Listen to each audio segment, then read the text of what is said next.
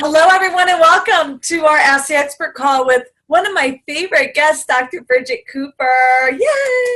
If anyone doesn't know her, she is the acclaimed author of Power Play, which just came out, and it sounds like it's doing very well. I want to hear more about. Stuck You, Feed the Need. Well, you have 5 books. 4 books. I've got a 5th, 6th, and 7th in development. Oh my gosh, you're crazy, busy, and helping all these CEOs all over the world. So thank you. Thanks for taking some time out. So I want to start by reading some comments from some of your past clients. Okay. These are my favorite comments, and then you can tell everybody a little bit about yourself. But Heidi Sheehan, CIO of Draeger, said, "I am better off as a result of Bridget Cooper." Dennis Goldman, the CEO of the National Prostate Awareness Society, said she possesses a remarkable ability to engage audiences. And my favorite, and there's a big Y at the end of his statement, Tom Stimple, another CEO, said she will make a difference in your daily perspective. Nice. And I think that's what being a cage rattler is all about, is what I'm assuming. But tell everyone about you and how you make a difference in everybody's daily perspective. Thank you. So funny about the cage rattle was actually after a call you and I had many months ago that I was trying to figure out, answering your question, what is it that I do? And I have described it many, many ways over the years. And one day I was driving and I thought, I'm a cage rattler. I rattle the cages that people have trapped themselves in, the way of thinking, the way of communicating, the way of relating, of doing business, and they define themselves so strictly. I know I do the same thing in my own business, and people define themselves, and then they feel trapped, they feel caged, they feel like they can see what they want on the other side, but they can't get there. They're trapped. So I go in and I shake them up and try to have them be able to get out and recognize that they've been holding the key to their cage all along. And so shortly put, I help people be better leaders by being better people first. So I kind of attack the inside. Yeah, I attacked goals and I attack mission and I attack vision and I do all those other things in partnership with executives and ordinary people in groups and things. But I really try to get at what's on the inside that's holding people from attaining what they want on the outside. We're going to get it a little bit more into that, but I think one thing that I love about you, I mean, there's a million people that are out there, right, trying to change you and help you become a better leader or be a personal coach. And right. I think one thing that separates for me, that's one, you just have a really fun way of doing it. But I think what really separates you is that you leave people with a strategy. Right. That, like, this is a roadmap, how to get there. And I think that just sets you apart from so many other people. Thank you. Yeah. I mean, I think for people have come to me over the years, and friends laugh when they hear me describe this, but they'll call me and say, okay, I've got to write this really tough email. Can you help me write it? Or can you just write it for me? Just be a ghostwriter. Because people look to me for the way in which to approach something and the energy with which to bring to it. Like, a lot of people, they say they know where they're going, but they don't really know where they're going. They come to me and they say, I've got this problem and this is how I'm going to solve it. And when we actually dive into it, that's not the problem they're solving at all. They're creating another problem the way that they're trying to address that problem. So I think one of my gifts is that idea of figuring out where it is that they really want to be, really clarifying for them their end goal, and then helping them find what you said, that strategy of actually laying the groundwork to get to that end goal. So we have, I do want to talk about at a corporate level, but before we do that, because that's where you spent, I mean, you move masses with this. But let's talk first a little bit about Power Play. Okay. Why did you write it? So as you see from the subtitle, Taming the Work Circus from the Inside Out, when I go into companies, and invariably, I haven't gone to a company that this hasn't been the truth for, what I'm faced as soon as I walk through the door, I pick up the phone to talk to the first executive, are 3 problems: stress, drama, and isolation. And that could be isolation from the mission. It could be isolation as a form of bullying. It could be isolation from a physical space, because so many people are now working remotely. How do you get people who are detached physically to engage, mentally and emotionally with the vision? So I look at that as being, if we could tackle those three things in companies and with people, I could work myself out of business. So that's what my goal is to find other problems that I can solve. But right now, those are the big players. It's so, it's ironic that you said isolation right now, because I just posted a blog this morning. It's Lonely at the Top. They just did, Wharton School of Business just did a recent study, and it was a quiet private study that was taken with a very large number of CEOs. Mm-hmm. And 93% of those CEOs said it's lonely at the top. And right. Anybody who's an entrepreneur, they get that. I mean, all the decisions rest on you. Right. But what's been fascinating about that is I just posted it this morning, and I have gotten already a half a dozen emails and comments telling me that I am wrong. It's not lonely at the top, and we must have, the people that are lonely at the top must be dishonest. If they bring their team along with them, there's no reason to be lonely at the top. And so I went in and I was like, well, this person said that. Let me go check this. Oh, wait, not a CEO, not a business owner, right? Not at the top. And it's really, I think this fascinating, this right. isolation. I think if you're a CEO, I don't know that it's a big shock to hear that. Right. I think it's fascinating that you saw that amongst teams. Yes, absolutely. And I think the piece about the isolation, and talked for a minute about the point you made and that article you were talking about, is that when you're talking about someone at the top, someone who is a C-level executive, the reason that it's lonely is that you shoulder all of the responsibility, the final responsibility for the vision of the organization, for everything. The buck stops with you. And at the same time, as you set strategy, as you do these things, yes, of course, you want to bring your team with you, as that person said. You want to do those things and have those collaborative environments. But at the end of the day, you have to do things that you may not be able to share with everybody else. You may not be able to lean on someone else. You may not be able to show that kind of vulnerability, or you may think you can't. And therefore you feel isolated. So I think some of it is self-imposed and can be worked through. And some of it is just a condition of the experience, that you're not one of the gang, you're held somewhat apart, and that can feel isolating. And in terms of the team, of seeing that stress, it's easy. If I walk into any company in corporate America and I say, how are you guys doing? Number one response, oh my God, stressed out. Oh my gosh, so busy. And if you dig a little and you ask, how are your relationships with your coworkers? Oh my gosh, the drama. That's just what it is. It didn't take, I'm smart. I'm not a rocket scientist. It's just a matter of listening to the responses that people give you. And then as I try to work through some of these challenges, it's what I butt up against in trying to do some cultural change, or try to, do some strategic goal deployment. I'm butting up against these resistance factors, and the resistance factors are these attachments to stress, or the experience of stress, and these attachments to drama. So it's interesting. Do you think drama and stress is created? I mean, I hear that in every business I've been in. Right. It's not, even no matter 20 years ago, 10 years ago, and today. But I almost think it's worse today. And I wonder if it's because people are not as secure in their jobs. I think some of it has to do with job security, clearly, because you used to be able to join a company and it was up to you whether or not you were going to leave after a certain number of years, or you could retire out. And there are very few people and very few companies who are offering pension programs or incentives to be able to do that. And it's an expected kind of career progression that you hop around to different companies over the course of your career.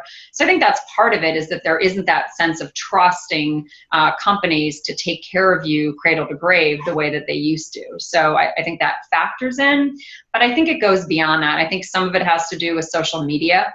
I think some of it has to do with kind of being rewarded at some level in our communities and in our environments for being stressed out. Like if you say to somebody, and I've tried this as a social experiment, when people ask me how I'm doing, not saying busy, not saying stress, not saying upset about something, actually saying, oh my gosh, things are going great. I'm so happy. Oh my gosh, I just laid on my couch today and thought about nothing.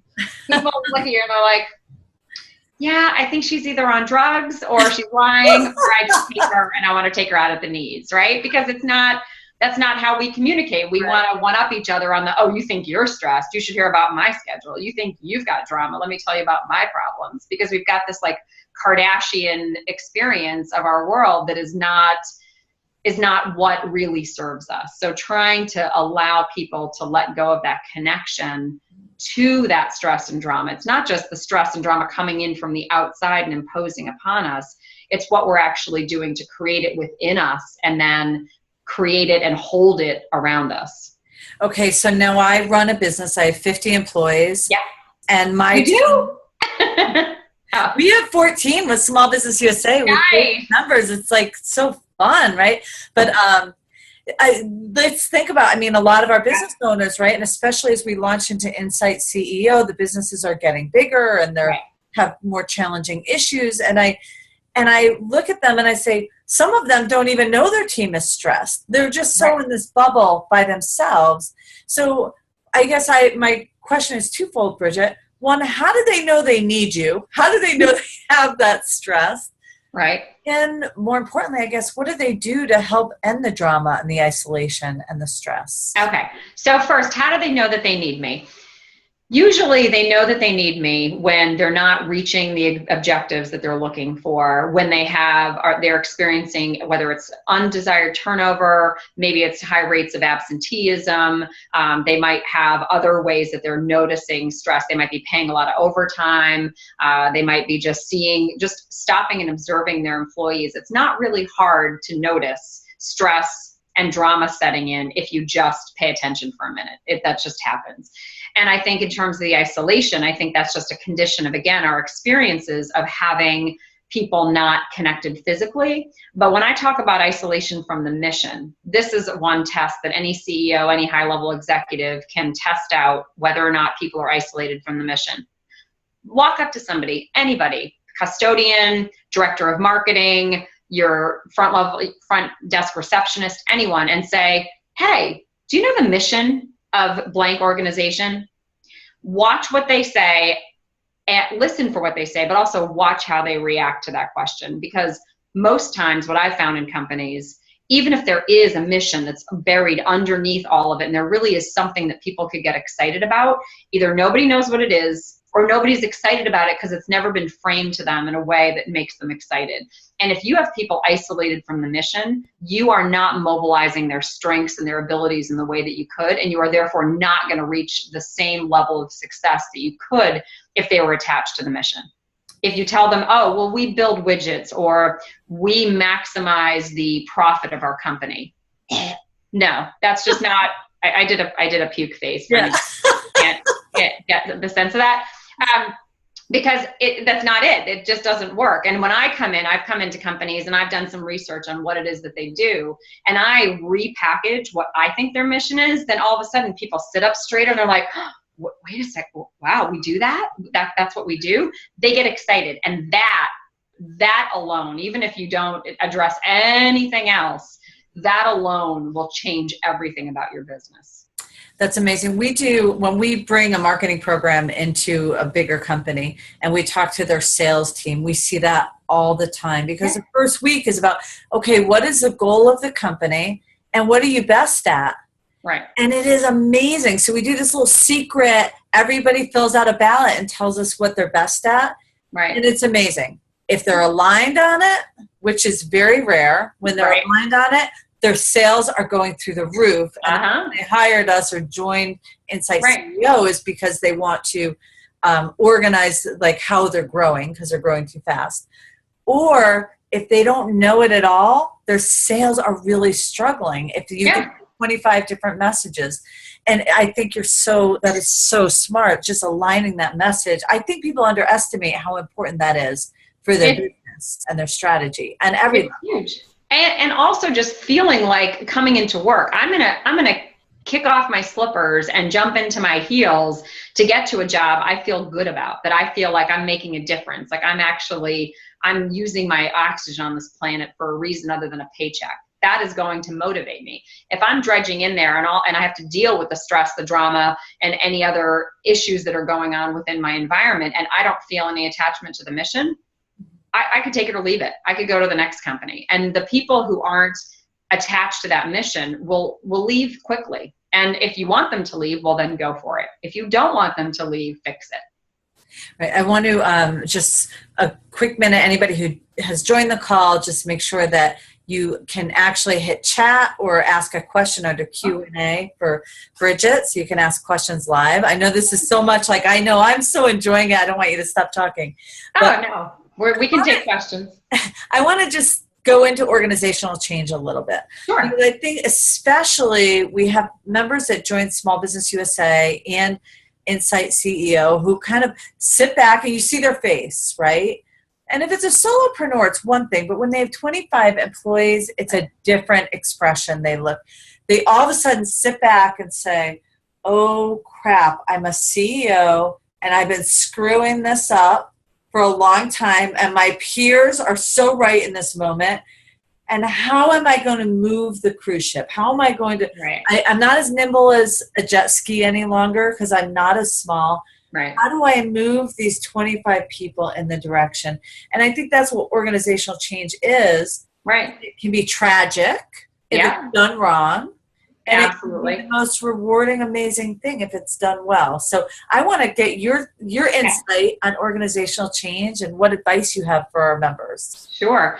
I think the first thing is figuring out that you want to shift something, is noticing the pain. I think a lot of times we're racing from one meeting to another, from one project to another, from one crisis to another, and we don't sit back like you just did and actually take up that space in our chair, take a deep breath and say, where am I right now? And how is that different from where I want to be? Like, if I could build a picture about a diorama of what my beautiful company was supposed to, or I want it now to look like, where is the gap between the two?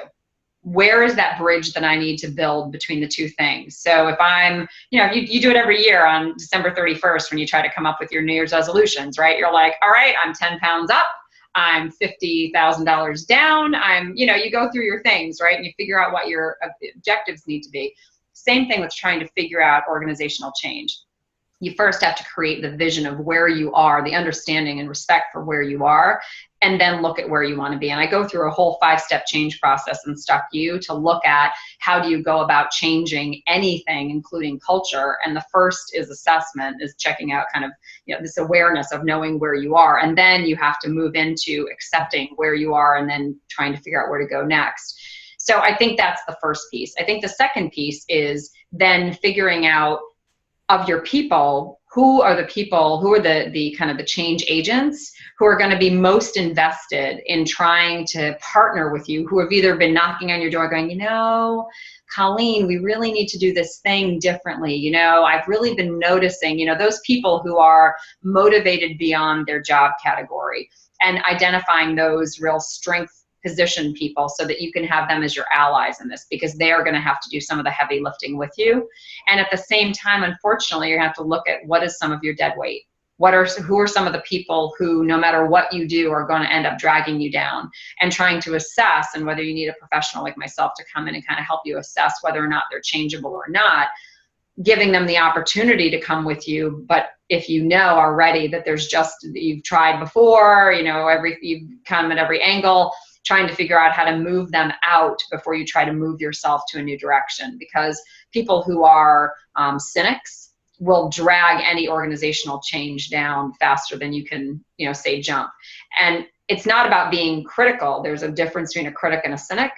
Being a critic is pointing out the flaws in your logic and the flaws in the plan.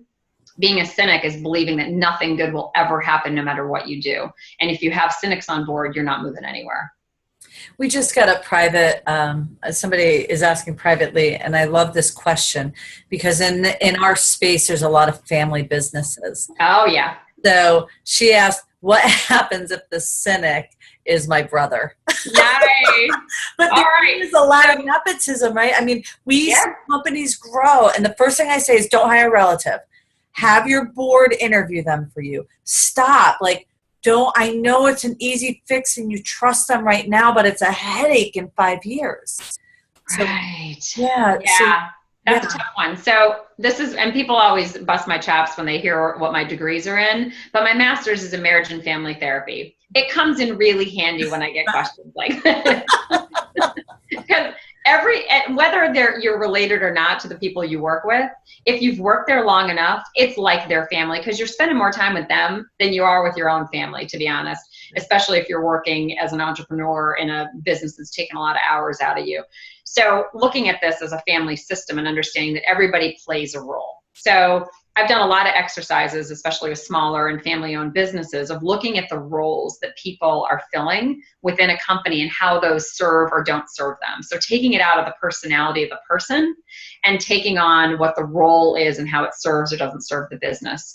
And I've gone through workshops with people doing that, where they can say, okay, so I'm the cheerleader, or I'm the cynic, or I'm the motivator, or I'm the taskmaster, whatever the words they want to use. I don't have any preconceived titles. I have some suggestions in my box, but they come up with the titles, they figure it out, and then we look at, okay, so do we have too many cheerleaders and not enough analyzers? Do we have too many taskmasters and not enough cheerleaders? Like, what are the roles and how are they being filled? And when you can kind of step out of that, you can recognize that your behavior is a choice. So her brother's behavior to be a cynic is a choice that may or may not be serving the organization. But if you come at it directly, say, you're a cynic, you need to stop that, it's hurting the business, there's no hope. So first you've got to pull people back and detach them a little bit from the system and how it works, and then be able to make some conscious decisions about how the behavior is serving or not serving the business, and therefore serving or not serving them. That'd be I hope that's helpful. I think that's great advice. And I'm waiting for her response, but so, your mind kind of goes, because a little bit about every business. Right. And you're like, wait. But not enough. And I'm like, I know there's down here. I know this situation. Here's a follow-up. I can't fire him, so how do I get him to be quiet? I've tried many times. It's so funny. We had, what I'm rereading, and I think it's one of the best books of all times. Is it one of mine? Well, it's second to that. Okay, all right, go ahead. All right, about how to win friends and influence people. Yeah. It's just one of those great books that just reminds you something, because I happen to be one of those people that doesn't have a filter. I want to go to my brother and say, all right, come on, you're just screwing things up. Just shut up and let me go. And if I'm wrong, you can have the company tomorrow, but just shut up. Right. And it never works, right? That strategy doesn't work. But we do have a father and son who are members, and they actually joined. The son joined specifically for that reason, that his father did not want to drive any change, and he really wanted to drive a lot of change, and they were losing market share and like yada, yada, yada, right? Yeah. It was fascinating because he was able to bring his dad to a board meeting. Right. And have him hear it in a more logical sense. And it did change his mind, but I don't know that it always works that way, right? Yeah, there's different strategies for different people. I remember working with a CEO, and I was sitting in a meeting, and they had to basically have him articulate back to some heavy hitters what was going on. And he was getting lost in story. He was getting lost in kind of the details.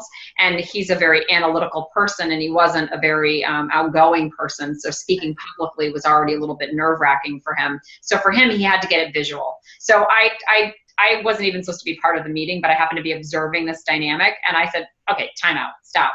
And I went over to the board, and I put up in 3 steps: before, during, after, like the 3 places that he needed to have the timeline for and what the numbers were, and packaged it like that. And he went, oh, I got it. So different people learn and are able to receive information differently. And I think you have to be really in tune to those styles to be able to get how it is that you can give them information. And I think I thought you were going to say, when you said your favorite book, I thought you were going to say Feed the Need, because Feed the Need is kind of the basis for all the rest of my books. And Feed the Need goes into the fact that all conflict and all lack of success comes from not recognizing and attending to and meeting needs. core needs. So people act in rash, crazy, dramatic, cynical, whatever ways when they aren't getting their needs met. So if you can figure out, one, what your own needs are so that you can address meeting them, but also assess and understand why people are reacting or acting the way that they are is based in needs and not being met. You can try to either guide them toward meeting those needs or try to do your best to meet them yourself so that you can diminish some of that conflict. So her brother, I'm just taking a stab at this, her brother, the cynic, a cynical person has a great deal of control. That is an absolute perfect way of orchestrating control over an environment, because when you're a cynic, you stop everything dead in its tracks. You pull back on all action. You pull back on all mobility. You drag the environment down. So something about him is needing a lot of control. So looking at, okay, so he needs a lot of control and he's getting it in this way. How else can we give him control that's more constructive? What can we put him in charge of? What can we direct him toward? Where is he feeling like he's not trusted to have control and therefore has to be the cynic to be able to engage that? I love that, Bridget. And it reminds me a little bit of Simon Sinek's why, Yes. What is your why? And why is really focused on marketing. But I was just having a conversation with somebody the other day and said, it was a funny conversation because I said, nobody's need is the same. Nobody is doing it for the same reason you're doing it. Right. And he looked at me and goes, no, Colleen, we all want to be successful. My whole team is driving it. I'm like, no, absolutely not. Everybody has a different need. And Correct. It's really figuring out, I called it a motivation, but I love feed the need. But I think talks to the same thing. Right. You have to figure out, everybody's motivated differently. You have to figure out what that is. And I love how you talked about power too. Like, that's his power, his cynicism. You don't talk about that often enough, right? And we want that power. And that's what I try to work with people on is, okay, so you've got this personal power. And when I talk about power, I'm not talking about power over people. I'm talking about power that comes from within to be able to express your goals and your gifts into the world in the best way. And people sometimes forget how to use that power and they get distracted and do inefficient things, ineffective things with their power. And if we could guide them differently, it's just like, when a dog is chewing on my dog chews on my socks. My dog has a sock fetish. And she's not trying to be destructive. She's just trying to play and chew and pull. So if I take the sock away from her and then I make her sit there, what do you think she's going to do? She's going to go find a shoe or she's going to go find a sock. So if instead I take the sock and I go, here's a tennis ball, then she's happy. Right. So it's that same thing of saying, okay, so this person's chewing on this sock. I don't want them chewing on my sock. I want them to chew on this tennis ball. That'll serve their need. They'll feel happy. And I'm not losing socks every 3 hours. That's an awesome metaphor. Now, yeah, and I did just equate you all to dogs and socks. I'm sorry, it's no offense. I'm a dog with socks too. I totally get it. As long as nobody starts barking, we're all good. Hey, you know what? I'm not going to presume to know if anybody wants to bark. Go for it. You're not on audio anyway. I don't care. It's all good. Hey, I want to kind of take the other side of organizational change because it's the thing that I see the most often in smaller businesses, and that's hyper-awareness of the change that you want to drive as a CEO. So I see so many times that business owners, they see all of these things that they want to change, and when they're leading a team, you have that ability as a small business owner a little easier to focus on so many things. I still believe that you shouldn't. Let me just say that. I think it should be limited to 3 changes. But that hyper awareness of the changes that you want to make in an organization. And it's almost like they're fast shooters, they're just like, boom, boom, boom, boom, boom, boom, boom, and their team is just dust, They're just trying to hold on for dear life. Right. It's frenetic. And I think it goes directly back to that control piece. So the entrepreneur who probably was at one point a solopreneur and now has invited more people to be on the boat with them is now trying to move at the same speed and with the same ability as they did when they didn't have anybody else along. So there's these growing pains. Right. And they've got all of this control to go, shoot at all those targets and grab all these things and do all this stuff because they're so excited. They're so passionate. They want the best for their business. They want the best for their customer. They want the best for their employees. So they're trying to tackle all these things all at once, all at the same time, right? It's like Thanksgiving dinner. You can't leave out the biscuits. You can't leave out, oh my God, well, she's coming over and she likes cream corn. Oh, but he's coming over and he likes green bean casserole. So I'm going to do everything. I'm going to do it all, right? But what happens in the kitchen, nobody wants to be in a kitchen with somebody who's preparing a dinner that's trying to feed and make happy 27 different people and their likes and dislikes. You might love to be at the table once it's there, but you certainly don't want to be in the kitchen in front of that crazy person, right? So in trying to figure out how do I balance my need for control and recognize that all the people around me also have a need for control. They need to feel like they're controlling and in charge and in some sort of peace with what it is that you're handing them. And if you're flying at that kind of clip, everyone's going to feel just harried and frenetic. And I usually use that comparison between being a lion and a squirrel. Would you rather be a lion or would you rather be a squirrel? And some people get a little, snarky with me and say, oh, well, I'd rather be a squirrel because they're cute and they have a fuzzy tail. No, they're on the street and they've been run over by a car. And why is that? Because they're running around at a frenetic pace and they can't make a decision, or they make too many decisions all at once, like you're talking about. And so they never make the right decisions. A lion instead kind of sits back and calms, takes it in, is very strategic and thoughtful about the next move they're going to make. And that's what can kind of, if you can see that difference, you can make a really smart decision about being more lion-like in more cases than being squirrel-like, unless you want to be street pizza. I don't judge. I have a question that came in from now I'm going to read it on my phone, so this is what the glasses are for. Oh, I see. How awful is that? Okay. If I have an employee who is limited in their potential, but I feel that they have the ability, what is the best way for me to get it out of them? So they have an employee, because you keep the glasses on because you might have to reread it. So you have an employee who you see potential that they don't see. Is that what you got from that? It sounds like they're stifled. Bridget. Okay. It sounds like they have the potential and their boss sees it and they're just trying to get them out of their box, free them from their own cage. So sometimes I think that some of that has to do with self-esteem, right? Is people believing in themselves. Sometimes it has to do with fear of reprisal if they make a mistake. Do you have a culture that's going to punish them for making a mistake or not showing up, to the table perfectly prepared? Like my daughter the other day, she came to me, she goes, Mommy, are you going to hate me if I get a 3.8 this semester? And I said, oh, absolutely. That's what I'm going to do. I'm going to hate you. Right. So, and then my other daughter said, oh, we're going out to this fancy dinner if I get good grades. Mommy, if I get a C in science, are we still going to go out to that nice restaurant? I'm like, yep. Did you try your best?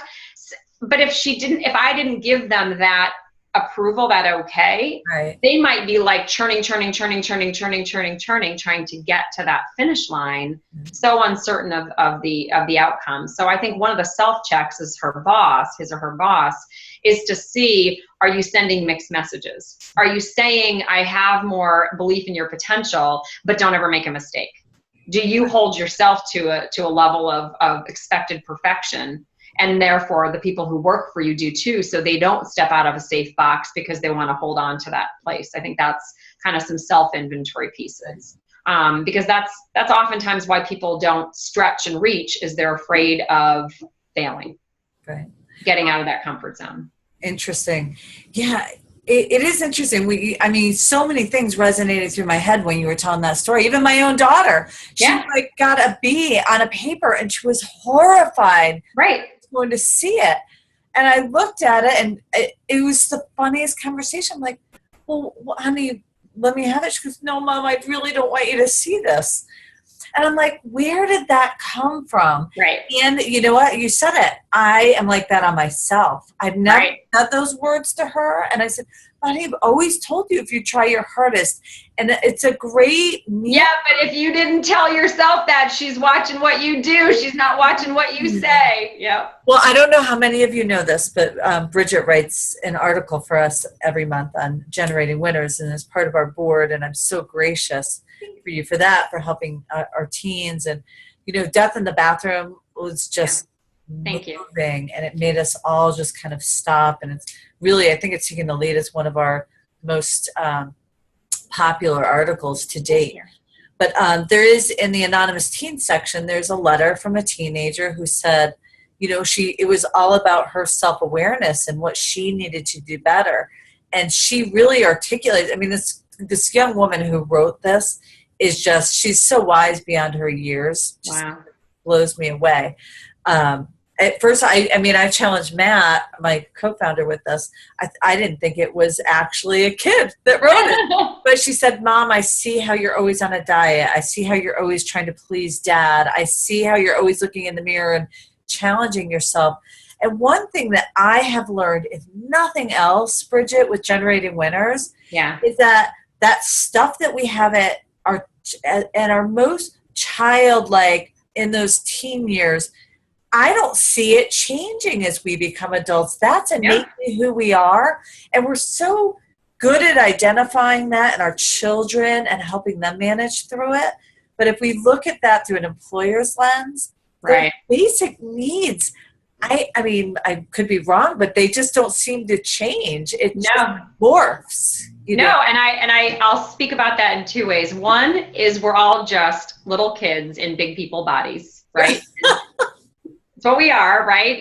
We still want the little marshmallow. We're looking for all those same kind of comforts, and we've tried to put some protections around ourselves, and we've grown up in some ways. But in the core ways of being the humans that we started off being, we carry so many of those things with us to adulthood. Now, some of us work really hard, whether it's in therapy or any other sort of kind of self-growth, to move away from those things. I think of it as an ellipse. We get further from the center, but we come back at it sometimes when life hands us something pretty raw or rough. But we do absolutely serve as an example to our children in what we've carried forward into adulthood by showing them what it should look like versus telling them what it should look like. The second thing you talked about was in companies and kind of those basic needs. One of my coin quotes is, people don't hang up their crazy at the door. They walk right into business. So people ask me, on my first book, I had some personal stuff in there, right? Some things about connecting with your partner, some other things. Right. And a girlfriend of mine called me and she said, I read it. She said, but I'm a little bothered because you got really personal. And I thought you were trying to market this to business people. And I said, did you read the part where I said, you don't hang up your crazy at the door? That if we don't fix who we are or settle down who we are as people, we walk into the business world and it's not like there's some magical, force field we go through on the way in. We're like, oh, crazy just left. It's in the parking lot. We're going to go in and now we're all perfect. No, we're bringing it right in there with us. So if we have body issues, or if we have self-esteem issues, or if we have conflict problems, or we have, control issues, or we have a, undermining agenda, or if we're drama seekers, or all those things, we bring them right into the office space. And then we shower them, or something more tragic, all over the people around us.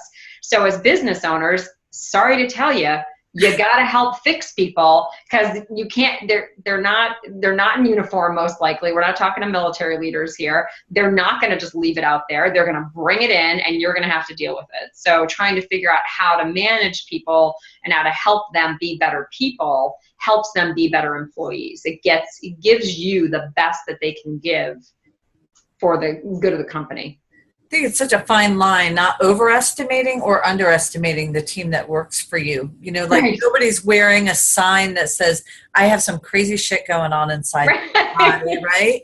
Right. And I think... I should get those shirts, though. I think I should get those shirts. I'm wearing my crazy shit shirt today. So, yeah. This is the crazy shit shirt sort of day right now. Yeah. I have always been amazed by how many people, and everybody's got their own demons and things. And right. I remember the first time I went to a therapist, and I really believe, and this is something that you should even if you're feeling great, I think you should go once a year to just reset and figure out. It's a third eye. Yeah, I really believe that. You should have a business coach. You should all that stuff, because I think there's some value in that. But I remember sitting down with the first time I went, and I was a professional. I was so proud of my position. I climbed the corporate ladder, and I sat down there like, let's talk about your family and growing up. And I'm like, hell, I don't want to bring my parents into this. 20 minutes later, Bridget, I was bawling my eyes out in his office. I'm like, oh, shit, that is why I do that. Oh, right. my God. Right. And it really is amazing, but I don't think that you can say this guy comes to work every day. I love golfing with him. He is like my best salesperson. Doesn't mean he doesn't have some stuff that he can help with, or that I love that feed the need piece. Like you still have a responsibility, if you really want to be a great leader, to feed that need. Right. Absolutely. And to recognize the humanity of the people you're with and what their triggers are. It's not about enabling crazy behavior or permitting somebody to do something just because they had a rough childhood, or they had, they've got a divorce going on, or what have you, but recognizing what the limitations of your staff are going to be so that your expectations and reality are aligned. And so that, because that causes a lot of drama and a lot of stress when you've got expectations for a team that's going to work at a certain cadence, and they aren't, because 2 or 3 of your members are going through something and you haven't recognized how to shift them or help them or motivate them in a way that is helpful to the overall team. Great. That's great advice. Bridget, we could have this conversation all day. We could. Oh my gosh. Does anyone have any questions for Bridget? And if they end up having some question that comes up later, they can always shoot me an email at bridget@drbridgetcooper.com. Thank you so much. I really appreciate you being on, and I appreciate all that you do at Generating Winners, Bridget. You have just no idea. It's so fun to watch that site and that community grow, and just what the future holds. I'm pretty excited. I know. And I remember our first conversation about it right after I wrote the teen book, and we were talking about the whole teen issue. And oh my gosh, if we could get to teens and get them we talk about that, moving your crazy from childhood all the way through to adulthood, and kind of refining it and putting a hat on it and coat and shoes and whatever, and just keeping growing it.